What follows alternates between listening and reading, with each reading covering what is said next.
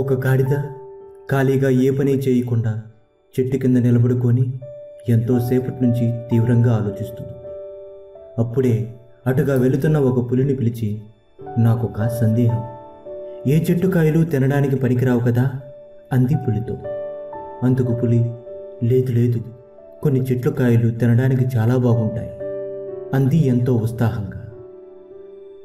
అప్పుడు గాడిద, నీకేం తెలియదు, కేవలం ఆకులు మాత్రమే తినడానికి పనికి వస్తాయి, కాయల్ని అసలు తినలేము, నాకు బాగా తెలుసు అని వాదించింది పులితో.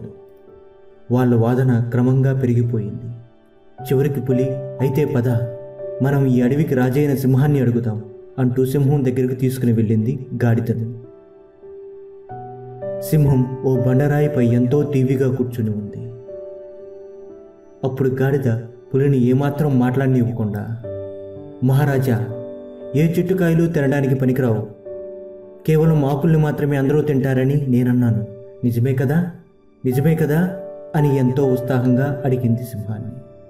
అందుకు సింహం, అవును, నువ్వు చెప్పింది నిజం అంది.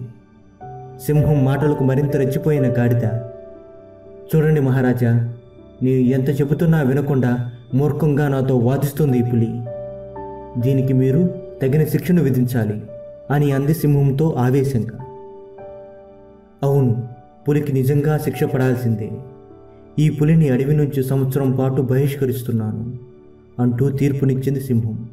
అందుకు గాడిద తన మాటే నెగ్గిందన్న సంతోషంతో ఓండ్ర పెట్టుకుంటూ రంకెలేస్తూ అడవిలోకి వెళ్ళిపోయింది.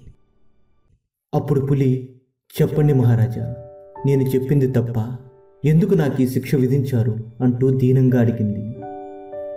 అందుకు సింహం, ఖాళీగా ఉన్న అడ్డగాడిదలతో వాదించడం నువ్వు చేసిన మొదటి తప్పు, మీ వాదనను అక్కడితో వదిలేయకుండా నా దాకా తీసుకొచ్చి తీర్పు చెప్పమనడం మరో తప్పు, దీనికి నీకు ఖచ్చితంగా శిక్ష పడాల్సిందే అని చెప్పిందా సింహం.